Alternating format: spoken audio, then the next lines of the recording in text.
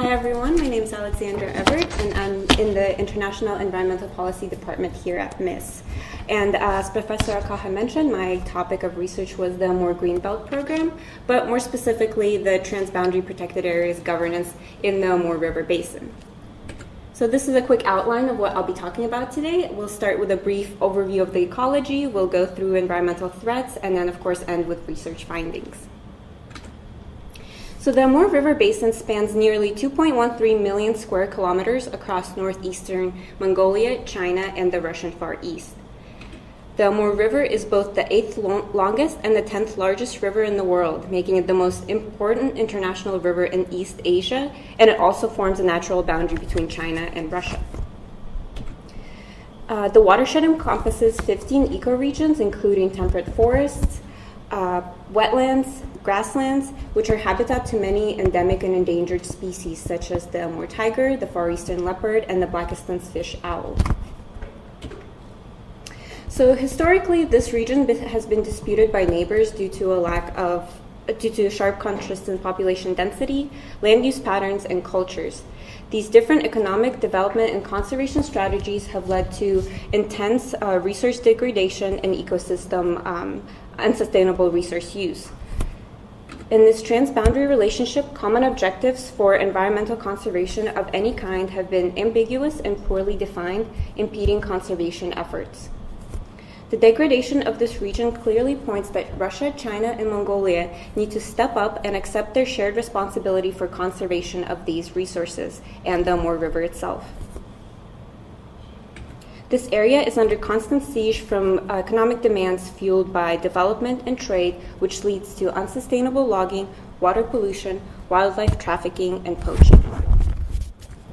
So of course, the vast majority of logging happens in the Russian Far East within the river basin, and because it has the majority of all intact forests. And state authorities are unable to exercise effective control over the timber business because which is characterized by major violations in environmental as well as fiscal regulations. Illegal timber felling includes cutting down protected species such as the Korean pine, exceeding authorized quota, or lacking appropriate permits and licenses. Illicit logging makes up approximately 40% of total volume of timber cut in the Russian Far East. Both of illegal and legal logging is mainly driven by high demand for raw timber, which is driven from foreign markets, more specifically China. Those whose import has actually tripled from 1993 to 2005. And the forests in the Russian Far East make up the majority of the growing timber imports to China, which stem from illegal operations, and this, of course, increases environmental and political tensions. Another problem is water pollution, and the Amur River has been increasingly prone to that. The vast majority of this water pollution comes from communal waste generated in China, where waste treatment facilities are virtually non-existent. In northeast China, oil refineries, pulp and chemical factories operate without proper waste reprocessing plants, which makes the Amur River highly prone to accidents. The biggest accident has actually been in November of 2005, when over 100 tons of highly toxic benzene have leaked from a chemical plant and entered the water bodies. The toxic chemicals reached both Russian and Chinese cities downstream and highly compromised their water supply. Due to this industrial and sewage pollution from China, but of course from Russia as well, the environmental conditions of the Amur River and its water bodies have been really concerning. Another key issue is wildlife trafficking and poaching. The overwhelming majority of poached and trafficked wildlife is extracted from Russia and then smuggled into China. Common species poached and trafficked include, of course, the tigers, the leopards, and the bears, as well as deer and frogs. These animal parts and derivatives are then sold on the Chinese black market, where bear paws and gallbladders are highly valued for their uses in traditional Chinese medicine. So these pressing environmental issues are transboundary and therefore require regional governance. These countries begin to recognize the urgency of these problems in the need for regional cooperation to solidify their efforts and cooperation on conservation. Unfortunately, these issues are really pressing and conservation efforts have been slow. So WWF, World Wildlife Fund, has launched the Amur initiative in 2002, in which the WWF branch of the Russian Far East developed a knowledge base covering all requirements for the planning of integrated river management among the three countries. To further help the transboundary region, the Amur Greenbelt program, which is the topic I'm talking about, was created by World Wildlife Fund Russia in 2005.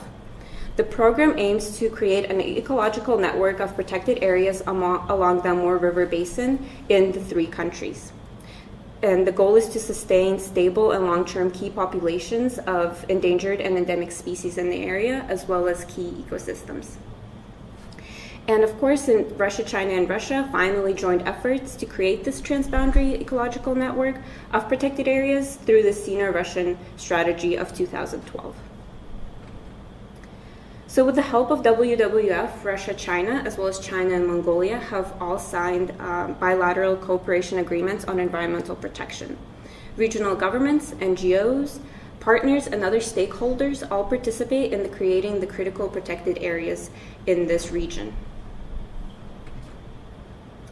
So using Elinor Ostrom's 8 principles for managing a commons, this study found that the Amur Greenbelt program is actually effective in creating these protected areas in the river basin. An interview in Vladivostok that I had with Anna Barma, who is the protected areas coordinator of the Russian Far East branch for World Wildlife Fund, offered key insights in the program's compliance with the principles that I screened them against. Key highlights include the clearly defined boundaries, collective choice arrangements, and conflict resolution mechanisms, and I'll go a little more into those. So for clearly defined boundaries, how this goes is the Russian branch of World Wildlife Fund outlines the proposed protected area and map it by GIS and GPS on a map. Once they have that done, they pass it to either China or Mongolia, depending whose territory is in the protected area, so they can look at it and see if anything needs to be changed or adjusted based on the country's needs. Once they have this common map between the countries all agreed upon, it is then registered on a cadastre, which is a very key important part. Because if it's not registered, then when land distribution happens, for any reason, such as the Far Eastern hectare, which Matt will talk more about next, then that land that is supposed to be protected for conservation can actually be given away. So this is very important. Then collective choice arrangement. When protected areas are in the process of being created, one of the key steps is having a public hearing in every settlement that is within the protected area. So let's say there's 8 local settlements within a certain protected area, so there will be 8 total hearings, 1 in each settlement. And this is a chance for the local residents to come in and voice their concerns, hear the proposal, and have a say in the process. So if, for example, if they want the borders of the protected area to be bigger or smaller, or if there's certain activities they want to be allowed for their livelihood, then that can be negotiated and discussed. And for a conflict resolution mechanism, of course, these conflicts can occur within countries and then between countries. What I focused on was the in-country conflicts, which may mostly happen between large predators and also farmers. So usually when a large predator, such as a tiger or leopard, is injured or can't find enough prey, they stumble into a local settlement, and the tigers really like to eat dogs, apparently. So they eat dogs or lambs or goats, and this, of course, causes some economic harm to the farmer and his family. So what World Wildlife Fund does is they step in and they provide monetary compensation to the farmer and his family. This is actually a pretty good conflict resolution mechanism because this mitigates the farmer's urge to kill the animal on the spot, basically, knowing that they'll receive some sort of compensation for their losses. Okay, so in conclusion, screening this, I only focused on 3, of course, but screening this program against Elinor Ostrom's design principles proves to be effective on paper, but there's also physical evidence supporting this claim as well. The Amur Greenbelt program has been providing ecological sustainability in the Amur River Basin, and in June 2016, a network of protected areas was formed in the region. Also, a memorandum of cooperation was signed between 16 Chinese and 12 Russian protected areas on the Amur and Ussuri rivers in the river basin. And the total area of these reserves actually comprises 1.9 million hectares, which actually, very good news, comprises 24% of Amur tiger habitat in its range in Russia and 50% of its range in China.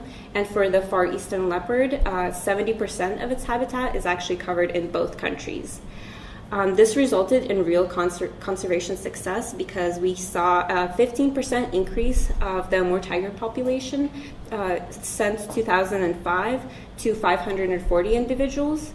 And for the far eastern leopard, who went from almost certain extinction to 30 individuals in 2000 to now up to 80 individuals in 2015. So we can see that transboundary cooperation of shared resources can create tensions and overuse of land, but with the Amur Greenbelt program, it shows that Russia, China, and Mongolia have actually a strong shared governance mechanism in place. And this results to well-managed and sustainable use of the resource, which is the Amur River basin. And in conclusion, so what can be done to promote better and efficient resource governance is to continue exchange of information between scientists from the three countries, have constant outreach and education available within countries and between countries, and of course, strengthening further cooperation through more visits, conferences, and agreements. Thank you.